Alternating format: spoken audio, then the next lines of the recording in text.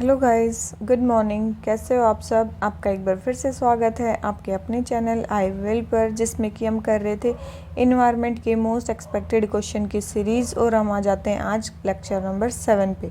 और हमारे total 300 questions complete हो चुके हैं। अब हम आ जाते हैं 301 क्वेश्चन पे, और इसके बाद केवल एक और लेक्चर हमारा बचता है मोस्ट एक्सपेक्टेड क्वेश्चंस की सीरीज़ का। ठीक है, तो चलिए आज का लेक्चर हम शुरू करते हैं पहले क्वेश्चन से। अगर आपको इसकी पीडीएफ चाहिए, आप हमारे टेलीग्राम चैनल को ज्वाइन कर सकते हो। और आपको अगर और भी कुछ प्रीलिम्स बेस्ड सीरीज़ देखनी है जो कि पीवाईक्यू और मोस्ट एक्सपेक्टेड क्वेश्चन बेस हैं, तो आप हमारी प्लेलिस्ट में जाके चेक कर सकते हो। ठीक है, आपको उसमें हमारे सारे पीडीएफ्स टेलीग्राम पे मिल जाएंगे उनके, और हमारी जितनी भी प्लेलिस्ट है आप अपने रिक्वायरमेंट के हिसाब से देख सकते हैं। ठीक है, तो आ जाते हैं अपने पहले क्वेश्चन पे। With reference to interior structure of earth consider the following statements. Interior structure of earth के बारे में हमें बताना है कि कौन सी स्टेटमेंट सही है। ठीक है, सही है, पूछिए। फर्स्ट है molten iron in the core is responsible for earth's magnetic field. Molten iron in the core में जो मोल्टन आयरन है is responsible for earth's magnetic field. वो अर्थ के मैग्नेटिक फील्ड के लिए रिस्पॉन्सिबल, बिल्कुल। और कोर किससे बना होता है? उसका मतलब कोर किससे बना होता है? वो बना होता है निकल और आयरन का, निफे का। ठीक है, सेकंड है earth magnetic field is gradually become weaker with time. ये भी स्टेटमेंट सही है कि टाइम के साथ जो अर्थ का मैग्नेटिक फील्ड है वो क्या हो रहा है? वीक हो रहा है। क्यों? क्योंकि जो ये मोल्टन आयरन की जो ये मोल्टन जो आयरन है कोर के अंदर, वो क्या हो रहा है? सॉलिडिफाई हो रहा है। वो क्या हो रहा है?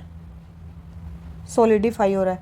तो मतलब ऐसा माना जा रहा है कि फ्यूचर में क्या होगा, ये जो मैग्नेटिक फील्ड है अर्थ का ये डिमिनिश हो जाएगा, ख़त्म हो जाएगा। ठीक है, उसके अलावा एक और चीज़ कि अर्थ पे अफ्रीका से लेके साउथ अमेरिका के बीच में, मतलब साउथ अटलांटिक ओशन में मैग्नेटिक फील्ड जो है ना वो काफ़ी वीक हो गया है। ठीक है, मतलब कंसिडरेबल अमाउंट में वीक हो गया, तो उसी को बोलते हैं, तो उसको बोलते हैं south Atlantic anomaly. South Atlantic anomaly, ठीक है, उसको बोलते हैं साउथ अटलांटिक एनोमली। अगर कभी आ जाए कि साउथ अटलांटिक एनोमली किससे रिलेटेड है, तो अर्थ का जो मैग्नेटिक फील्ड वहाँ पे क्या हो गया है? कंसिडरेबली रिड्यूस हो गया है, तो उसी को बोलते हैं साउथ अटलांटिक एनोमली। ठीक है, तो इसका आंसर, दोनों ही स्टेटमेंट सही है, आंसर आ जाता है हमारा सी। आ जाते हैं क्वेश्चन नंबर 2 पे।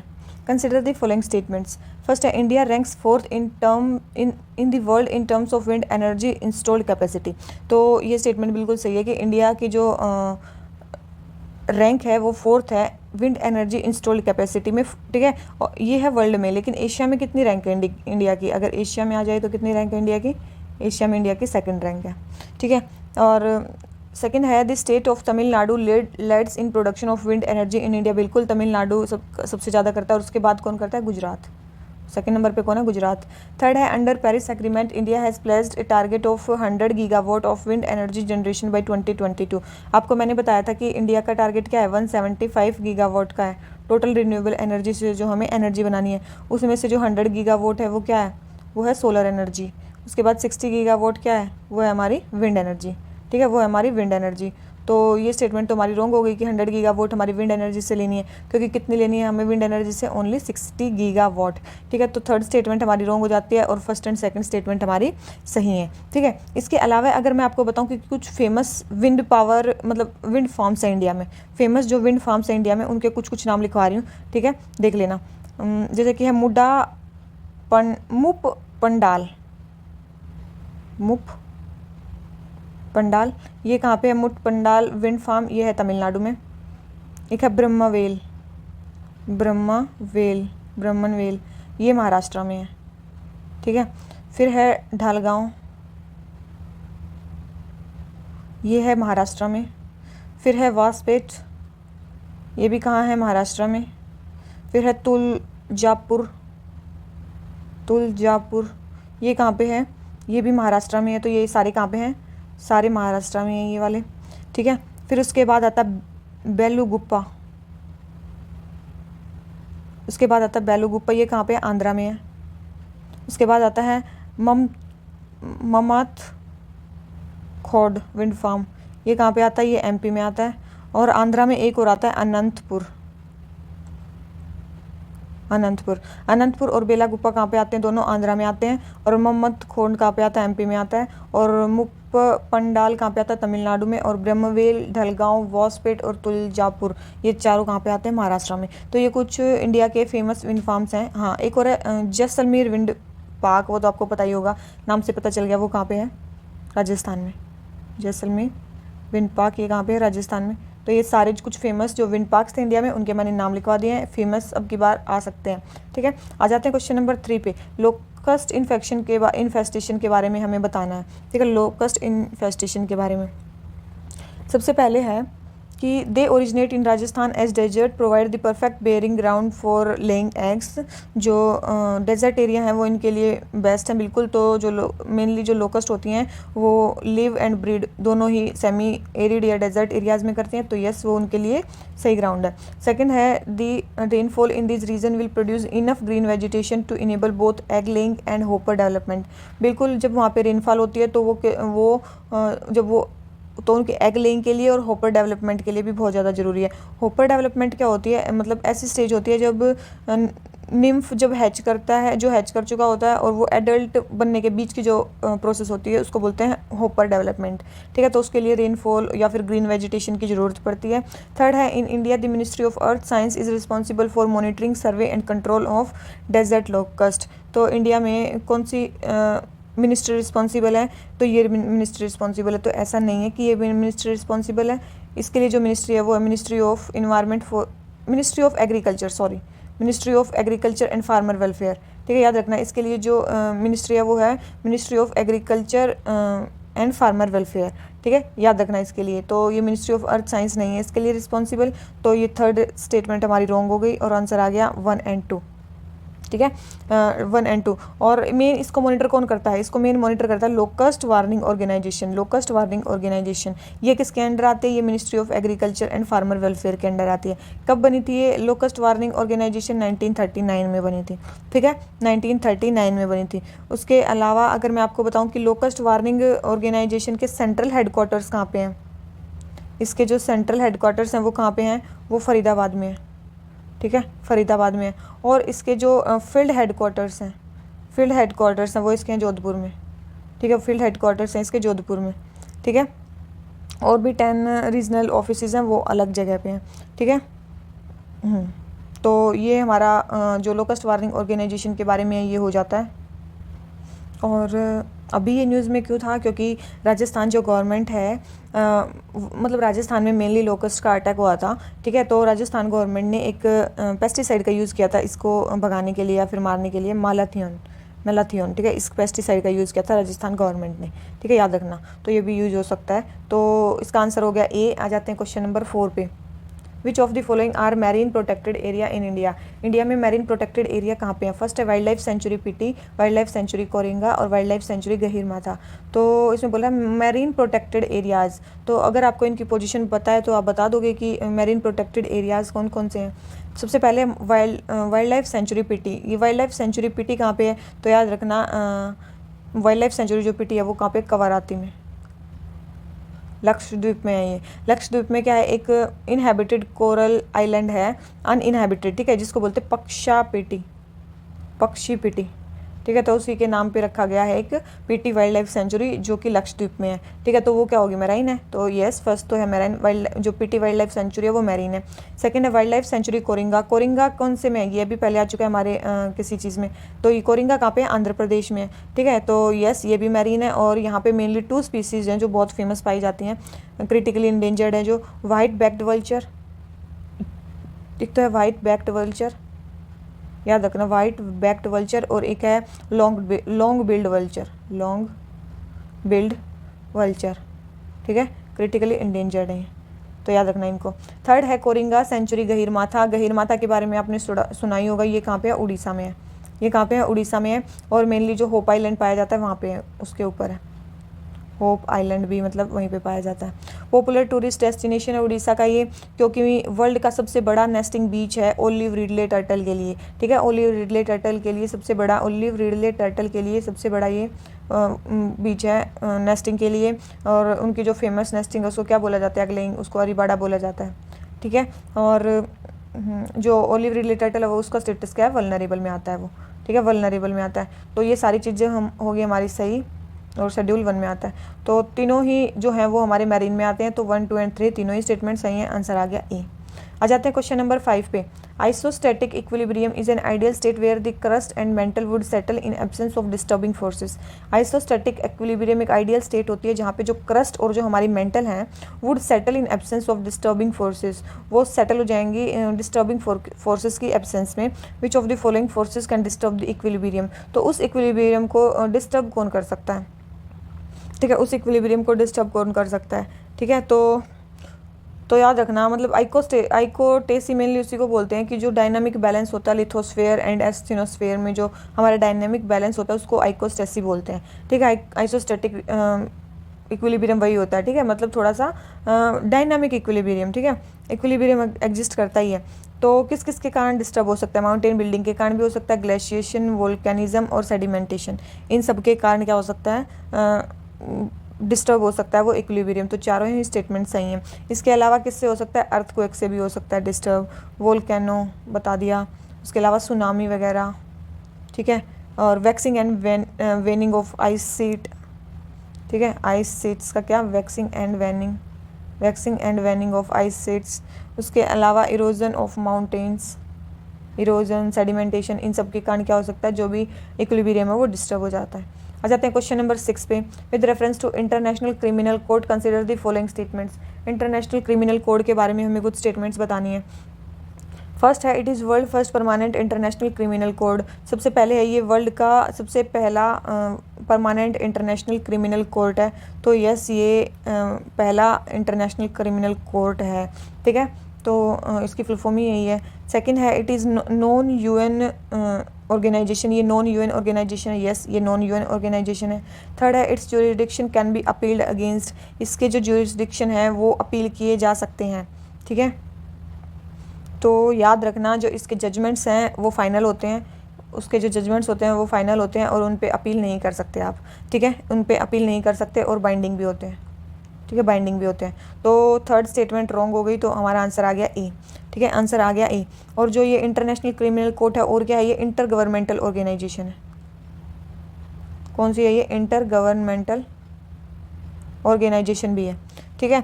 और मेनली इसका जो ज्यूरिडिक्शन है वो इंडिविजुअल को भी ये प्रोसिक्यूट कर सकती है आईटी क्राइम्स के लिए, जिनोसाइड, मतलब IT crimes of genocide, international crimes of genocide, crime against humanity and war crimes, इनके लिए मेन है इसका जो मतलब ज्यूरिडिक्शन है।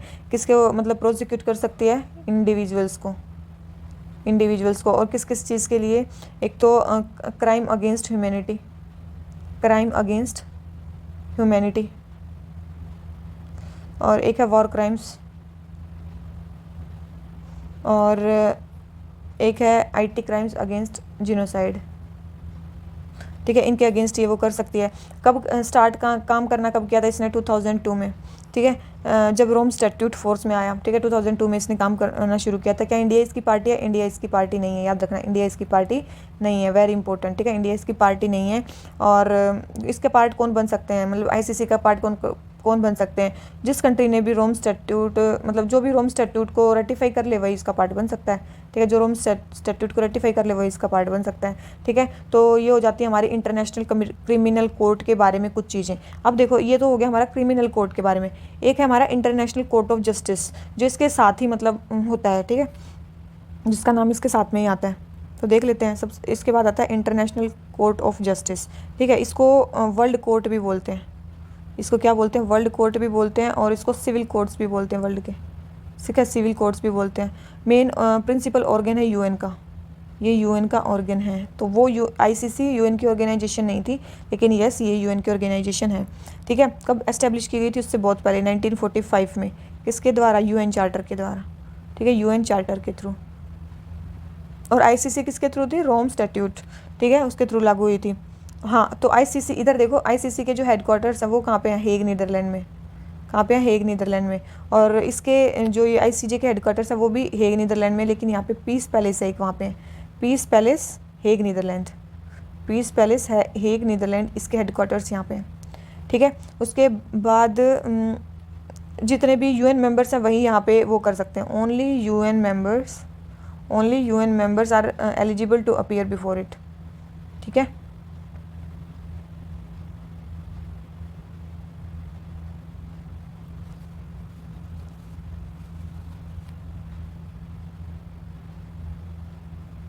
तो ये क्या है हमारा civil international court of justice के बारे में बता रहे हैं, ठीक है। ओनली यूएन मेंबर्स जो हैं वो एलिजिबल होते हैं यहाँ पे अपीयर होने के लिए, ठीक है। और यहाँ पे जजेस कितने होते हैं, इसमें 15 जजेस होते हैं, 15 जजेस होते हैं जो कि 9 ईयर्स के लिए सेलेक्ट होते हैं, नॉमिनेट होते हैं। और उनको कौन करता है, यूएन जनरल असेंबली और यूएन सिक्योरिटी काउंसिल मिलकर उनको वो करते हैं। और इसके ओपिनियन क्या होते हैं, बाइंडिंग होते हैं, नहीं, इसके जो ओपिनियन होते हैं वो क्या होते हैं, एडवाइजरी होते हैं, ठीक है। और ये इंडिविजुअल को ट्राई नहीं कर सकती, कैन नॉट ट्राई इंडिविजुअल, ठीक है, कैन नॉट ट्राई इंडिविजुअल्स, ये इंडिविजुअल्स को ट्राई नहीं कर सकते, ठीक है। उसके बाद एक और हमारा कोर्ट आता है, सही फेमस कोर्ट है, उसको बोलते हैं परमानेंट कोर्ट ऑफ आर्बिट्रेशन, ठीक है। परमानेंट कोर्ट ऑफ आर्बिट्रेशन ये क्या है, ये भी इंटर गवर्नमेंटल है। तो सारे ही क्या है, ये इंटर गवर्नमेंटल हैं, ठीक है, सारे ही इंटर गवर्नमेंटल हैं। और इसके भी हेडक्वार्टर्स कहाँ पे हैं, इसके भी हेडक्वार्टर्स हेग नीदरलैंड में है, ठीक है। और ये ट्रेडिशनल सेंस में कोई कोर्ट नहीं है, ठीक है। और ये यूएन का भी पार्ट नहीं है, यूएन एजेंसी भी नहीं है ये, लेकिन हाँ ये यूएन का ऑब्जर्वर है, यूएन का ऑब्जर्वर है, ठीक है। मेनली ट्रिब्यूनल है, जैसे हमारा इन्वायरमेंट के लिए ट्रिब्यूनल है, ऐसे ये परमानेंट कोर्ट ऑफ आर्बिट्रेशन एक आर्बिट्रल ये क्या है, ट्रिब्यूनल है, ठीक है। तो ये जितने भी हैं हमारी सारी चीज़ें हो जाती हैं हमारे कोर्ट्स के बारे में। तो ये देखो, इंटरनेशनल कोर्ट ऑफ जस्टिस को वर्ल्ड कोर्ट भी बोलते हैं और उसको सिविल कोर्ट भी बोलते हैं। यूएन का ऑर्गन है, 1945 में एस्टेब्लिश हुआ था यूएन चार्टर के थ्रू, ठीक है। उसके अलावा इसके जो हेडक्वार्टर्स हैं वो कहाँ पे हैं, पीस पैलेस हेग नीदरलैंड में है। ओनली केवल यूएन मेंबर्स ही हैं जो इसके सामने अपीयर हो सकते हैं, मेनली कंट्रीज जजेस को रिप्रेजेंट कर सकते हैं। 15 जजेस हैं यहाँ पे, एडवाइजरी इनकी जो जजमेंट्स हैं, और ट्राई नहीं कर सकते इंडिविजुअल्स को, ठीक है। उसके बाद एक और कोर्ट आता है permanent court of arbitration, inter governmental है, हेग नीदरलैंड में, इसके भी हेडक्वार्टर्स है, कोई यूएन की एजेंसी नहीं है, क्या है, एक यूएन का ऑब्जर्वर है, ठीक है। तो ये हो गए हमारे कोर्ट्स के बारे में। इंटरनेशनल क्रिमिनल कोर्ट के बारे में हमने पहले कर लिया, ये भी इंटर गवर्नमेंटल बॉडी है, हेग में इसके भी हेडक्वार्टर्स हैं। फाइनल डिसीजन इसका फाइनल होता है, बाइंडिंग होता है, ठीक है। और यूएन की ऑर्गेनाइजेशन ये नहीं है, इंडिविजुअल्स को ट्राई कर सकती है क्राइम अगेंस्ट ह्यूमैनिटी के अगेंस्ट, वॉर क्राइम के अगेंस्ट, जीनोसाइड के अगेंस्ट। 2002 में काम करना शुरू किया जब रोम स्टैट्यूट फोर्स में आया। इंडिया इसका मेंबर नहीं है, लेकिन हाँ इंडिया आईसीजे का मेंबर है, ठीक है। और जो भी रोम स्टैट्यूट का मेंबर बनेगा वो इसका भी मेंबर बन सकता है। तो हो गया हमारा ए। आ जाते हैं क्वेश्चन नंबर 7 पे। क्वेश्चन नंबर 7 हमें क्या बोलता है, कौन सा मिनरल कौन सी माइन में मेनली पाया जाता है, ठीक है। सबसे पहले कॉपर माइन, कॉपर माइन के लिए बोला है खेतड़ी, तो यस खेतड़ी मेनली राजस्थान में है और यहाँ पे ये पाया जाता है। खेतड़ी के अलावा अगर मैं बात करूँ सिंहभूम वहाँ पे झारखंड में, वहाँ पे भी मेनली कॉपर पाया जाता है। उसके बाद मल्लंज खंड जो है एमपी में, वो भी यहाँ पे पाया जाता है, ठीक है। तो ये दोनों भी कॉपर की जो माइंस हैं पाई जाती हैं, यहाँ पे भी माइंस पाए जाते हैं। तो फर्स्ट इसका हो गया सही। सेकंड है एल्यूमिनियम, इसने बोला कि जो एल्यूमिनियम है वो बालाघाट में पाया जाता है, ठीक है। एल्यूमिनियम के लिए क्या बोला है, वो बालाघाट माइन। तो याद रखना बालाघाट मेनली मैग्नीज़ की एक माइन है बालाघाट, ठीक है। किसकी माइन है, मैग्नीज़ की माइन है बालाघाट। तो बालाघाट जो है वो किसकी है, मैग्नीज़ की माइन है, मेन इंपॉर्टेंट, ठीक है। और बालाघाट माइन कहाँ पे है, एमपी में है, ठीक है। और बेस्ट क्वालिटी का मैग्नीज़ और यहाँ से मिलता है, और ये लार्जेस्ट माइन है मैग्नीज़ की, ठीक है। और क्योंकि आपको पता है जो मैग्नीज़ है वैसे फ्री एलिमेंट नहीं मिलता है, मेनली आयरन के साथ ही कॉम्बिनेशन में मिलता है, ठीक है। और मेनली मैग्नीज़ कहाँ पे यूज़ होता है, आयरन एंड स्टील इंडस्ट्री में, ठीक है। और इंडिया में जो इसके अगर मैं बताऊँ कि प्रोड्यूसर की बात करूँ तो इंडिया जो इसका 5th लार्जेस्ट प्रोड्यूसर है मैग्नीज़ का। मैग्नीज़ के बारे में बात करें तो इंडिया मैग्नीज़ का 5th लार्जेस्ट प्रोड्यूसर है, ठीक है, 5th लार्जेस्ट प्रोड्यूसर है। अगर रिजर्व्स की बात करें तो इंडिया में 2nd लार्जेस्ट रिजर्व्स हैं। तो पहले सबसे ज़्यादा कहाँ पे रिजर्व्स, तो जिम्बाब्वे में सबसे ज़्यादा रिजर्व्स हैं। अगर प्रोडक्शन की बात करें तो इंडिया में सबसे ज़्यादा प्रोडक्शन कौन करता है, महाराष्ट्र सबसे ज़्यादा प्रोडक्शन करता है, उसके बाद आता है एमपी। अगर रिजर्व्स की बात करें कि इंडिया 2nd पे सबसे ज़्यादा रिजर्व है मैग्नीज़ के, तो मैग्नीज़ के रिजर्व सबसे ज़्यादा कहाँ पे है, तो उड़ीसा में है, ठीक है। फिर कर्नाटका में है। और क्या बात करूँ, एमपी और महाराष्ट्र मिलके टोटल अगर मैं मैग्नीज़ प्रोडक्शन की बात करूँ तो हाफ प्रोडक्शन महाराष्ट्र और एमपी ही कर देते हैं। इसका हाफ से ज़्यादा भी प्रोडक्शन कौन करता है, एमपी और महाराष्ट्र मिलके कर देते हैं, ठीक है। और मेनली जितना भी प्रोड्यूस होता है उसका 4/5 जो मैग्नीज़ है वो इंडिया में यूज़ ही हो जाता है, ठीक है, यूज़ हो जाता है डोमेस्टिकली, ठीक है। एक्सपोर्ट्स हमारे कम हो रहे हैं क्योंकि इंडिया में डोमेस्टिक जो डिमांड है इसकी बढ़ रही है, ठीक है। तो ये हो जाता है हमारा मैग्नीज़ के बारे में। तो मैग्नीज़ की माइन कौन सी है, बालाघाट। फिर आ जाती है एल्यूमिनियम। तो एल्यूमिनियम की कहाँ पे है, तो याद रखना एल्यूमिनियम की जो ये है ना पंचपटमली हिल्स, ये एल्यूमिनियम की मेन माइंस है। और पंचपटमली हिल्स जो हैं ये कहाँ पे हैं, ये मेनली कहाँ पे, उड़ीसा में। उड़ीसा बॉक्साइट का भी लार्जेस्ट प्रोड्यूसर है, ठीक है। और इंडिया जो है एल्यूमिनियम का कौन सा लार्जेस्ट प्रोड्यूसर है, याद रखना थर्ड लार्जेस्ट प्रोड्यूसर है, सेकंड लार्जेस्ट प्रोड्यूसर है, ठीक है। इंडिया क्या है, सेकंड लार्जेस्ट प्रोड्यूसर है एल्यूमिनियम का, और थर्ड लार्जेस्ट कंज्यूमर है। एक बार ये जो है ये आप अच्छे से देख लेना, ठीक है, कि कौन सा बड़ा प्रोड्यूसर है, कौन सा लार्जेस्ट कंज्यूमर है, ठीक है। मेरे हिसाब से यही है, आप भी एक बार अच्छे से चेक कर लेना। उड़ीसा में और भी साइट्स हैं जहाँ पे एल्यूमिनियम प्रोड्यूस होता है, जैसे कि कालाहांडी, संबलपुर, बोलनगीर, कोरापुट, ठीक है, लोहार डागा, झारखंड में भी इसके रिच डिपॉजिट्स हैं, ठीक है। तो याद रखना ये। तो सेकंड स्टेटमेंट हो गई सही, मतलब सेकंड गलत होगी, फोर्थ गलत होगी, तो आंसर क्या आ गया, सी, ठीक है। मतलब कि कॉपर माइन खेतड़ी में पाई जाती है, और जो आयरन है वो गुरुमाहिसानी माइन, ये भी कहाँ पे, उड़ीसा में ही है, तो ये वहाँ पे पाई जाती है, ठीक है। याद रखना गुरुमाहिसानी कहाँ पे है और इसमें क्या पाया जाता है, कम से कम जो आ रहे हैं उनको याद कर लेना। आयरन के मेन और कौन कौन से हैं, मैग्नेटाइट और हेमेटाइट, ठीक है। उड़ीसा झारखंड इसके मेजर प्रोड्यूसर हैं। और जितने और भी साइट्स हैं जैसे कि आयरन के लिए, तो जैसे कि बादाम पहाड़ और किरूबुरू और बोनई, ये सारे कहाँ पे हैं, उड़ीसा में ही हैं, ठीक है। ये सारे उड़ीसा में ही हैं आयरन के लिए, ठीक है। तो ये हमारा हो जाता है क्वेश्चन नंबर 7। आ जाते हैं क्वेश्चन नंबर 8 पे।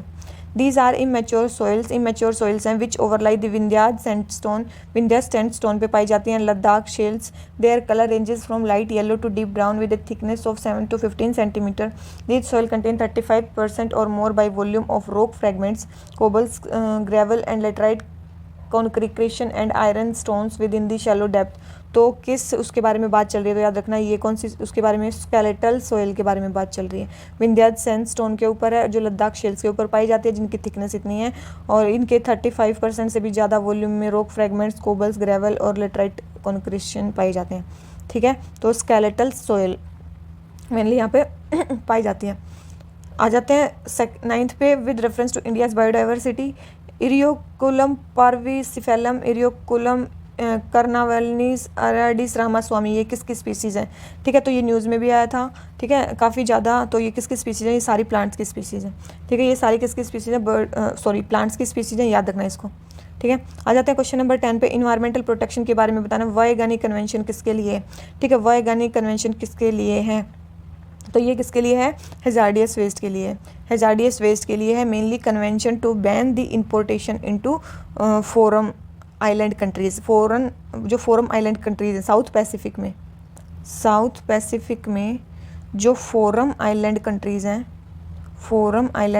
वहाँ पे क्या करना, बैन करना है इंपोर्टेशन, बैन करना है, ठीक है, कंट्रोल नहीं करना, बैन करना है इंपोर्टेशन किसका, हैजार्डियस मटेरियल्स का, हैजार्डियस वेस्ट का और रेडियो एक्टिव वेस्ट का, ठीक है। ट्रांसबाउंड्री मूवमेंट को भी रोकना है, ठीक है। तो ये जो है इसके लिए है। और अगर आपको पता हो कि वैज्ञानिक कन्वेंशन तो हमने देख लिया, तो हैजार्डियस वेस्ट के लिए हमने और कौन कौन से कन्वेंशन पढ़े हैं, BRS, ठीक है, बेसल रोटरडैम स्टॉकहोम, ये 3 कन्वेंशन भी किसके लिए हैं, हमारे हैजार्डियस उनके लिए ही है। जैसे कि स्टॉकहोम की बात करें जो POP के लिए हैं, और 2004 में ये लागू हुआ था, ठीक है, 2004 में लागू हुआ था। और जो रोटरडैम है ये भी फोर्स में आया था 2004 में, ये भी हैजार्डियस मटेरियल्स के लिए है। मेनली इसमें क्या है, प्रायर इन्फॉर्म्ड कंसेंट से रिलेटेड है, कि प्रोसीजर से रिलेटेड है, कि आपको पहले अगर किसी कंट्री में आप एक्सपोर्ट कर रहे हो कोई भी हैजार्डियस या रेडियो एक्टिव मटेरियल, तो आपको पहले उसको इन्फॉर्म करना पड़ेगा उसके हर चीज़ के बारे में, ठीक है। और मेनली इस रोटरडैम को कौन एडमिनिस्टर करता है, इसको मेनली एडमिनिस्टर करता है FAO और UNEP, ठीक है, ये मिलके इसको एडमिनिस्टर करते हैं। तो ये हो जाता है हमारा रोटरडैम। और रोटरडैम के बाद आता है हमारा बेसल, जो कि 1992 में सबसे पहले आ गया था जार्डियस मटेरियल के लिए, और ठीक है, याद रखना। और ट्रांसबाउंड्री मूवमेंट को मतलब कंट्रोल करने के लिए ये, इसमें मेनली बैन नहीं करते, इसमें मेनली कंट्रोल करना है उनके ट्रांसबाउंड्री मूवमेंट को, ठीक है, ट्रांसबाउंड्री मूवमेंट को इसमें कंट्रोल करना है, ठीक है। तो बेसल के बारे में ये चीज़ें 1992 में फोर्स में आ गया था, रोटरडैम 2004 में, स्टॉकहोम भी 2004 में। और कौन से कन्वेंशन है जार्डियस, क्या मिनामाटा भी है, मिनामाटा किसके लिए है, मरकरी के लिए है, ठीक है, ये भी है जार्डियस उसमें ही आती है। एक और चीज़ याद रखना, ये तो हो गए बेसल, रोटरडैम, स्टॉकहोम, मिनामाटा, और क्या हो गया, वैज्ञानिक कन्वेंशन। एक और डिक्लेरेशन है, ठीक है, उसको बोलते हैं कार्टेजिना डिक्लेरेशन, कार्टेजिना डिक्लेरेशन, ठीक है। कार्टेजिना डिक्लेरेशन है वो भी हजारडियस वेस्ट और अदर वेस्ट को मिनिमाइज़ करने के लिए है, ठीक है। ये भी हजारडियस वेस्ट के लिए, याद रखना, वेरी वेरी वेरी इंपॉर्टेंट है कार्टेजिना डिक्लेरेशन। हमने और कार्टेजिना के बारे में क्या पढ़ा था, हमने कार्टेजिना प्रोटोकॉल पढ़ा था। कार्टेजिना प्रोटोकॉल किसमें था, ये United nation convention for biological diversity का एक प्रोटोकॉल था जो 2000 में आया था, लिविंग मॉडिफाइड ऑर्गेनिजम्स के लिए था, ठीक है। तो बायो सेफ्टी में जो आता था। और यूएनसीबीडी का दूसरा एक प्रोटोकॉल कौन था, नागोया प्रोटोकॉल, ठीक है। ये 2010 में आया था। सारे ही क्या ये लीगली बाइंडिंग है, ठीक है। कार्टेजिना भी, ये भी और नागोया भी, और 2010 में आया था ये बायो सेफ्टी के लिए, ठीक है। आईएचसी टारगेट्स भी इसी में थे। तो कार्टेजिना प्रोटोकॉल अलग है, कार्टेजिना डिक्लेरेशन अलग है। बेसल, रोटरडैम, स्टॉकहोम के बारे में बता दिया किस किस चीज़ के लिए है, ठीक है। मिनामाटा मरकरी के लिए है। और वैगानी कन्वेंशन, ये अब से याद रखना, ये भी किसके लिए है, ये भी हजारडियस वेस्ट और रेडियो एक्टिव वेस्ट के लिए है। साउथ पैसिफिक आइलैंड्स में बैन करना है हमें इम्पोर्टेशन को, ठीक है। ये हमारा जो 10th क्वेश्चन है वो हो जाता है। आ जाते हैं क्वेश्चन नंबर 11 पे। Confederation of Indian Industries green building congress, तो ग्रीन बिल्डिंग जो कांग्रेस है was recently inaugurated. In this context consider the following statement regarding green building rating system in India, ठीक है। तो कॉन्फेडरेशन ऑफ इंडियन इंडस्ट्री ने क्या निकाली है, एक ग्रीन बिल्डिंग कांग्रेस 2020 निकाली है, ठीक है। ग्रीन बिल्डिंग कांग्रेस 2020 निकाली है। तो ये किसका पार्ट है, याद रखना, ये एक उसका पार्ट है रेटिंग सिस्टम का, जिसको बोलते हैं IGBC, Indian green building council, Indian green building council. ये क्या है, एक रेटिंग है, रेटिंग एजेंसी है। उसका CII ने जो बनाई थी, कब, 2001 में बनाई थी। उसके अंडर एक कांग्रेस हो रही है, ग्रीन बिल्डिंग कांग्रेस 2020, ठीक है। तो अभी हमें तो कुछ चीज़ें बतानी है। तो फर्स्ट है कि green rating for integrated habitat is only rating tool for green building in India. अभी तो मैंने बताया इंडियन ग्रीन बिल्डिंग काउंसिल, ये भी तो अभी इनैगोरेट हुई है, तो ये भी तो एक रेटिंग काउंसिल ही है। तो ग्रिया एक अलग है, ये भी एक काउंसिल है। ग्रिया किसने बनाई है, TERI ने, ठीक है। दी energy and research institute of India, कुछ ऐसा है। कब बनी थी ये, 2007 में बनी थी। किसके under, ministry of new and renewable energy के अंडर बनी थी, ठीक है। 5 स्टार रेटिंग देती है ये, ठीक है, 5 स्टार रेटिंग देती है। तो ये भी हमारी एक वो है, तो ये अलग है। तो ओनली रेटिंग एजेंसी तो नहीं है, एक तो हमारी क्या है, ग्रीन रेटिंग ये होगी, और एक होगी इंडियन ग्रीन बिल्डिंग काउंसिल, ठीक है। तो सेकंड है हमारा इंडियन ग्रीन बिल्डिंग काउंसिल जो है develops new green building rating programmes. ये new green building rating programmes को देखते हैं, तो ये बिल्कुल सही है, तो आंसर आ गया बी, ठीक है। एक और रेटिंग सिस्टम है, कौन सा है, LEED, leadership in energy and environment design, leadership in energy and environmental design, ठीक है। ये कब आया था, ये भी 2001 से काम कर रहा है इंडिया में, सिंस 2001 से काम कर रहा है। और mainly US green building council के ऊपर बेस है, मतलब जैसा UN में है एक US ग्रीन बिल्डिंग काउंसिल, उसी के ऊपर वैसा ही इंडिया में भी है, ठीक है। Leadership in energy and environmental design, ठीक है। और एनर्जी के लिए तो ये हो गई हमारी 3 रेटिंग एजेंसीज, इनके बारे में हो गया कुछ। तो आंसर आ गया इसका बी। तो इंडिया में आप बोलोगे कि यही है, तो और भी कुछ मतलब एनर्जी के लिए गाइडलाइंस और कौन कौन लागू करता है, तो एनर्जी के लिए गाइडलाइंस और भी लागू करते हैं, जैसे कि एनर्जी कंजप्शन बिल्डिंग कोड, एक तो एनर्जी कंजप्शन बिल्डिंग कोड ये भी करता है इसके लिए, ठीक है। और एक है नेशनल बिल्डिंग कोड, एक है नेशनल बिल्डिंग कोड, ये भी मेनली बिल्डिंग्स के लिए एनर्जी गाइडलाइंस जारी करता है, ठीक है। और एक और है ministry of housing and urban affairs ने एक और वो शुरू किया, क्या, global housing technology challenge, global housing technology challenge, ठीक है। Global housing technology challenge ministry of housing and urban affairs ने शुरू किया है, कब, 2019 में ये लॉन्च हुआ है। और मेनली प्रूवन जो कंस्ट्रक्शन टेक्नोलॉजी हैं, जो प्रूवन कंस्ट्रक्शन जो टेक्नोलॉजीज़ हैं उनको इनेबल करने के लिए है, ताकि हमारे हाउसिंग सेक्टर में क्या आ सके, शिफ्ट आ सके, मतलब कंस्ट्रक्शन में, तो उसके लिए। और मेनली प्रूवन कंस्ट्रक्शन टेक्नोलॉजीज़ कैसी हैं, जो कि सस्टेनेबल हैं, ग्रीन है और डिज़ास्टर रेजिलिएंट है, और क्या है, डिज़ास्टर रेजिलिएंट है, ठीक है। तो ऐसी प्रैक्टिस अपनाने के लिए है। तो जो ये है हमारा एनर्जी कंजर्वेशन बिल्डिंग कोड, ये भी एनर्जी के लिए गाइडलाइंस देता है बिल्डिंग्स के लिए। नेशनल बिल्डिंग कोड, ये भी ministry of housing and urban affairs ने एक निकाला है, ग्लोबल हाउसिंग टेक्नोलॉजी चैलेंज, जिसमें वर्ल्ड प्रूवन कंस्ट्रक्शन टेक्नोलॉजी का यूज़ करेंगे, जो कि ग्रीन है, सस्टेनेबल है और डिज़ास्टर रेजिलिएंट है। 2019 में ये इन्होंने लॉन्च किया, ठीक है। तो ये सारी कुछ रेटिंग्स के बारे में हो गया हमारा, ठीक है। आ जाते हैं क्वेश्चन नंबर 12 पे।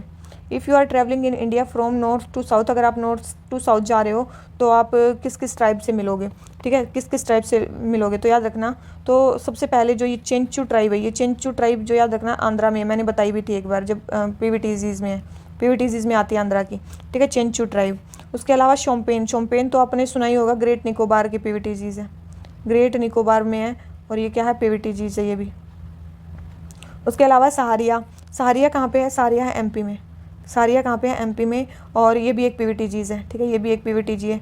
और याद रखना एक है पंगवाला, पंगवाला एक पंगी वैली है, पंगवाला कहाँ पे है, पंगी वैली में, और पंगी वैली कहाँ पे है, चंबा हिमाचल में है, ठीक है, कहाँ पे है, चंबा हिमाचल प्रदेश में डिस्ट्रिक्ट है, वहाँ पे है पंगवाला एक ट्राइबल ग्रुप, ठीक है, हिमाचल में, ठीक है। तो हिमाचल में तो आप इसके हिसाब से बता सकते हो, सबसे ऊपर क्या है, हिमाचल है, तो फोर्थ सबसे मतलब क्या बताना है, नॉर्थ टू साउथ जाना, तो सबसे पहले 4 आएगा, तो एक में ही है 4, तो आंसर आ गया सी, ठीक है। तो क्या आप तो देखो अंडमान एंड निकोबार में भी और हैं और हिमाचल में भी और हैं। हिमाचल में और कौन सी ट्राइब हैं, देखो गद्दीज तो सब सुने होते हैं, गद्दी गुज्जर्स वहाँ की हैं, गद्दी गुज्जर्स वहीं की हैं, और भी कुछ हैं वहाँ की ट्राइब्स जैसे कि किन्नारा,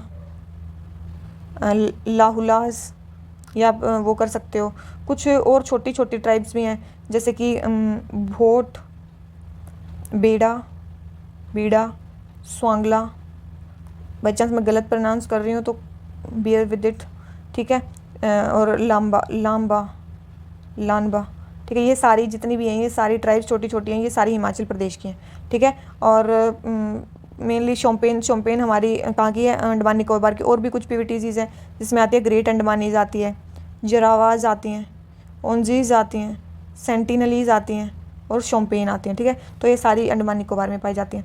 आ जाते हैं क्वेश्चन नंबर 13 पे।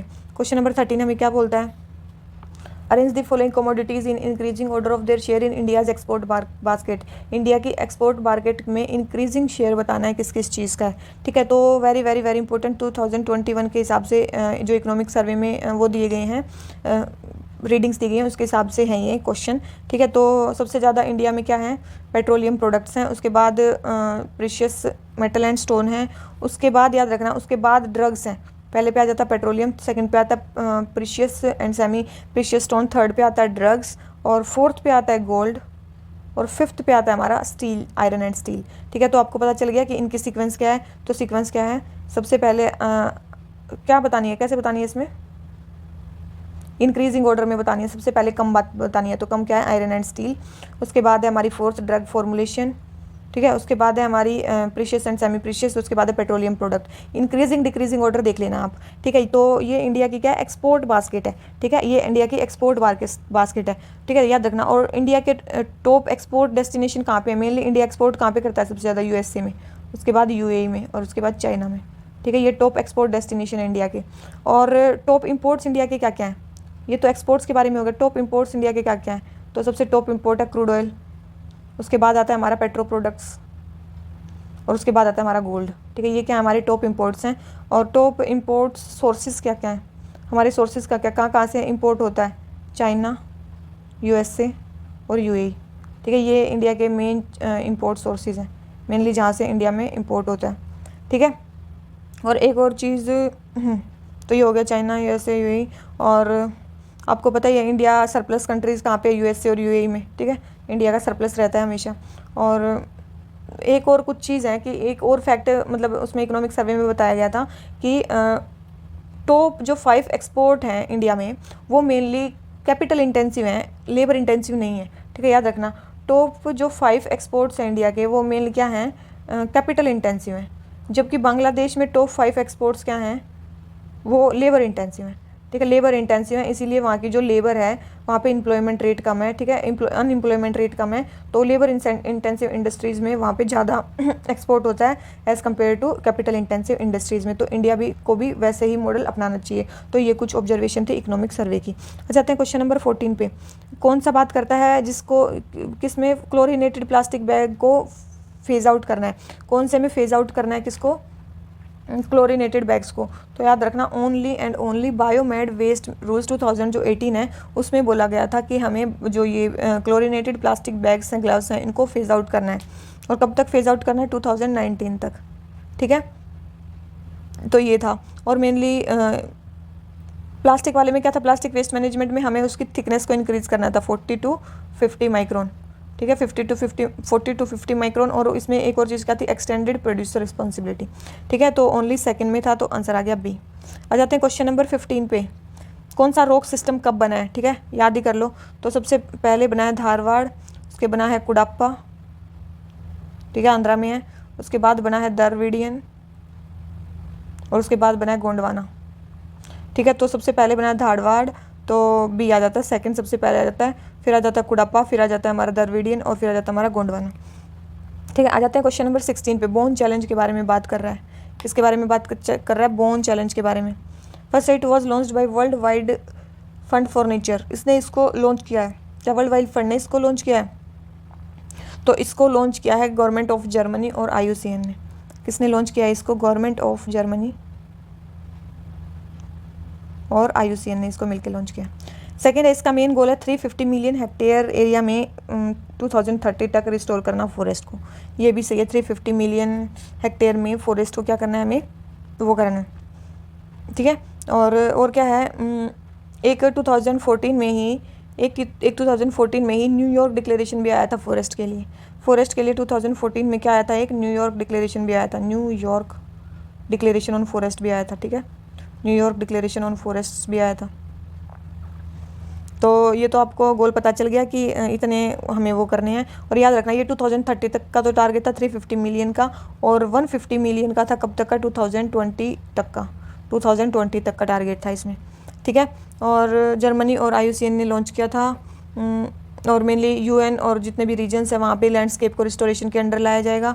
कोई मतलब न्यू ग्लोबल कमिटमेंट नहीं है, जितने भी पुरानी कमिटमेंट्स हैं उनको ये मेनली फुलफिल करने की कोशिश करेगा। जैसे कि UNCBD के अंडर IHA टारगेट्स हैं, REDD+ गोल्स हैं, रियो+ का जो लैंड डिग्रेडेशन न्यूट्रलिटी वाला है वो, तो ये सारी चीज़ें ही इसके अंडर कवर होंगी, ठीक है। इंडिया ने इसको ज्वाइन कर रखा है, यस इंडिया ने इसको ज्वाइन कर रखा है। कब इंडिया ने ज्वाइन किया, 2015 में, ठीक है, इंडिया ने इसको 2015 में ज्वाइन किया, ठीक है, बोन चैलेंज को। और 13 इंडिया का टारगेट क्या, 13 मिलियन हेक्टेयर था, इंडिया का टारगेट था 13 मिलियन हेक्टेयर हम रिस्टोर कर लेंगे 2020 तक, और फिर उसके बाद एडिशनल 8 मिलियन हेक्टेयर करेंगे कब तक, 2030 तक, ठीक है। तो अभी 2018 में इसकी रिपोर्ट आई थी, प्रोग्रेस रिपोर्ट, जो किसने निकाली थी, ministry of environment forest and climate change India में और IUCN ने निकाली थी, दोनों ने मिलके इंडिया में। तो उसमें इंडिया फर्स्ट एवर कंट्री बनी थी जिसने 9.8 मिलियन हेक्टेयर को 2011 से लेके अब तक वो कर लिया था, रिस्टोर कर लिया था, ठीक है। 2018 की रिपोर्ट थी वो। तो इसका फर्स्ट स्टेटमेंट रॉन्ग हो गई और सेकंड ठीक है, तो इसका जो आंसर आ जाता है वो क्या आ जाता है, सेकंड बी, ठीक है। आ जाते हैं क्वेश्चन नंबर 17 पे। Which of the following are incorporated under ambit of over the top media services, OTT media platforms पे कौन सा आता है, ठीक है, OTT मीडिया प्लेटफॉर्म्स पे कौन सा आता है, तो कौन सा आता है, OTT में ऑडियो सर्विसेज भी आती हैं, मैनेजिंग सर्विसेज मैसेजिंग भी आती हैं और इंटरनेट बेस्ड वॉइस कॉलिंग भी आती हैं, तो सारी ही इसके अंडर आती हैं, ठीक है। और मेनली अभी क्या है, OTT के लिए मतलब OTT के लिए इंडिया ने न्यू IT रूल्स निकाले हैं, ठीक है, न्यू IT रूल्स निकाले हैं कब, 2021 में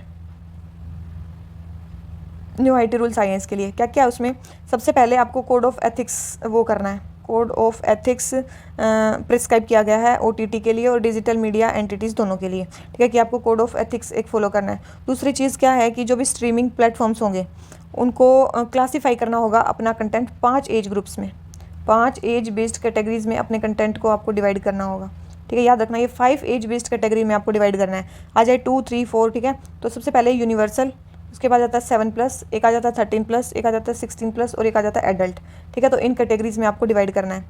तीसरी चीज़ क्या है कि सूटेबल पेरेंटल लॉक होना चाहिए, एक पेरेंटल लॉक होना चाहिए 13+ कंटेंट के लिए, पेरेंटल लॉक होना चाहिए 13+ कंटेंट के लिए, ठीक है। कहीं आ जाए 16+ कंटेंट के लिए, एडल्ट के लिए, तो 13+ के लिए एक पेरेंटल लॉक होना चाहिए। और रोबस्ट एज वेरिफिकेशन वो भी होना चाहिए कि आपको पता चले कि बच्चा ही चला रहा है कि कोई और, ठीक है। तो रोबस्ट एज वेरिफिकेशन सिस्टम भी होना चाहिए, एज वेरिफिकेशन सिस्टम होना चाहिए। और याद रखना यहाँ पे एक 3 level grievance redressal mechanism setup किया गया। कौन सा, एक तो मतलब लेवल 1, लेवल 2, लेवल 3।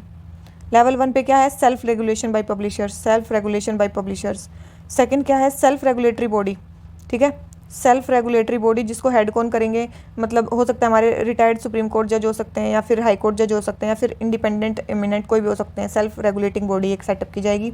और थर्ड है कि आपको एक ओवरसाइट मैकेनिज्म डेवलप करना पड़ेगा, ओवरसाइट मैकेनिज्म, ठीक है। OTT के अंडर आया ये ओवरसाइट मैकेनिज्म, जो किसके अंडर होगा, INB मिनिस्ट्री के अंडर होगा।